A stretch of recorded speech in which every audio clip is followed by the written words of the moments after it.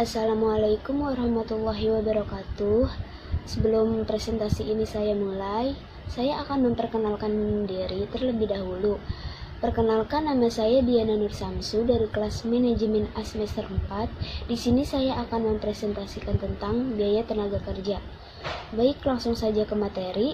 Yang pertama ada tenaga kerja. Pengertian tenaga kerja adalah usaha fisik atau mental yang dikeluarkan karyawan untuk mengolah produk, dan biaya tenaga kerja ini adalah harga yang dibebankan untuk penggunaan tenaga kerja manusia tersebut. Selanjutnya ada produk penggolongan aktivitas dan biaya tenaga kerja. Dalam perusahaan manufaktur, penggolongan atau klasifikasi aktivitas tenaga kerja dapat dilakukan sebagai berikut. Ada 4 penggolongan. Yang pertama ada penggolongan menurut fungsi pokok dalam organisasi perusahaan. Yang kedua ada penggolongan menurut aktivitas departemen-departemen dalam perusahaan. Yang ketiga ada penggolongan menurut jenis pekerjaannya. Dan yang terakhir ada penggolongan menurut hubungannya dengan. Baik, kita bahas yang pertama. Yang pertama ada penggolongan atau klasifikasi menurut fungsi pokok dalam organisasi perusahaan. Organisasi dalam perusahaan manufaktur dibagi ke dalam 3 fungsi pokok, yaitu ada produksi, pemasaran, dan administrasi. Oleh karena itu, perlu ada penggolongan dan pembedaan antara tenaga kerja pabrik dan tenaga kerja non-pabrik. Pembagian ini bertujuan untuk membedakan biaya tenaga kerja yang merupakan komponen harga pokok produk dari biaya tenaga kerja non-pabrik, yang bukan merupakan komponen biaya produksi atau harga pokok produksi, melainkan unsur biaya usaha. Nah, yang kedua ada penggolongan atau klasifikasi menurut aktivitas departemen-departemen dalam perusahaan. Departemen produksi suatu perusahaan kertas terdiri dari 3 departemen, yaitu ada bagian pulp, bagian kertas, dan bagian penyempurnaan. Biaya tenaga kerja departemen produksi tersebut digolongkan sesuai dengan bagian-bagian yang dibentuk dalam perusahaan tersebut. Dengan demikian, biaya tenaga kerja di departemen-departemen non-produksi dapat digolongkan menjadi biaya tenaga kerja bagian akuntansi, biaya tenaga kerja bagian sumber daya manusia, dan lain sebagainya. Yang ketiga, ada penggolongan atau klasifikasi menurut jenis pekerjaannya. Di suatu perusahaan, tenaga kerja dapat digolongkan menurut sifat pekerjaannya. Dalam suatu departemen produksi, tenaga kerja digolongkan sebagai berikut. Ada operator, mandor, penyedia. Dengan demikian, biaya tenaga kerja digolongkan menjadi upah operator, upah mandor, dan upah penyedia. Penggolongan biaya tenaga kerja semacam ini digunakan sebagai dasar penetapan diferensi upah standar kerja. Yang terakhir ada penggolongan atau klasifikasi menurut hubungannya dengan produk. Dalam hubungannya dengan produk, tenaga kerja dibagi menjadi 2, yaitu tenaga kerja langsung dan tenaga kerja tidak langsung.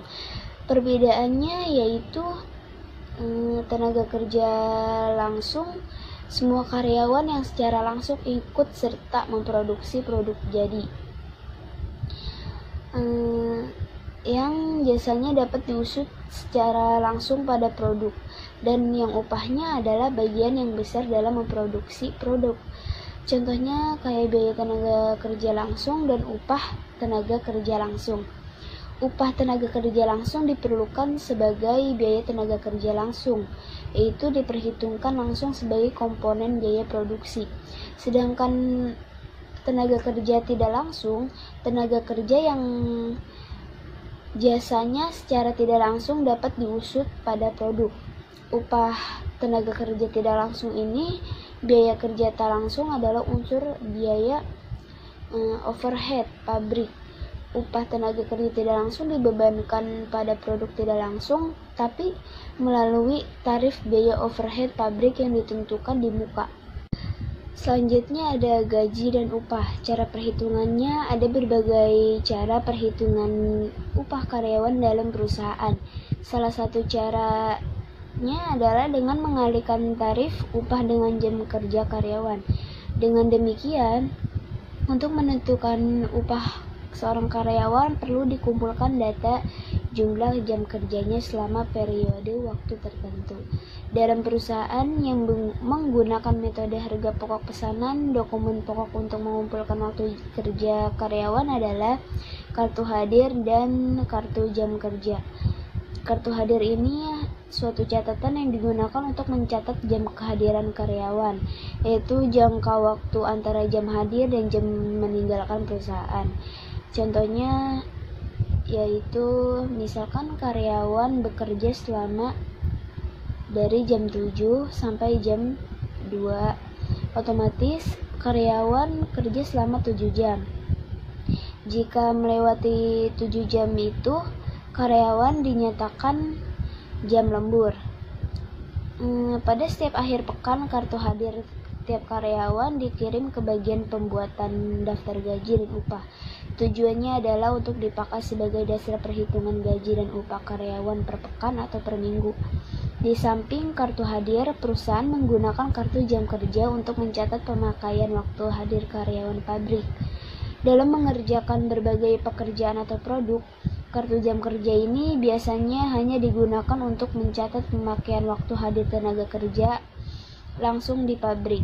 Kartu jam kerja untuk setiap karyawan kemudian disesuaikan dengan waktu yang tercantum dalam kartu jam hadir dan dikirim ke bagian akuntansi biaya untuk keperluan distribusi gaji dan upah tenaga kerja langsung.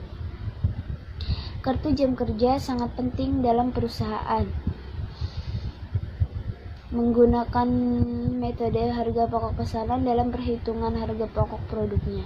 Dalam perusahaan yang menggunakan metode harga pokok proses, kartu jam kerja tersebut tidak diperlukan karena karyawan melakukan pekerjaan atau membuat produk yang sama dalam departemen tertentu dari hari ke hari, sehingga distribusi biaya tenaga kerja tidak diperlukan. Nah, selanjutnya ada cara pencatatan jurnal gaji dan upah karyawan. Ada 4 tahap, yaitu tahap pertama berdasarkan kartu hadir karyawan, biaya karyawan produksi, pemasaran maupun administrasi dan umum. Bagian pembuatan daftar gaji dan upah, kemudian membuat daftar gaji dan upah karyawan.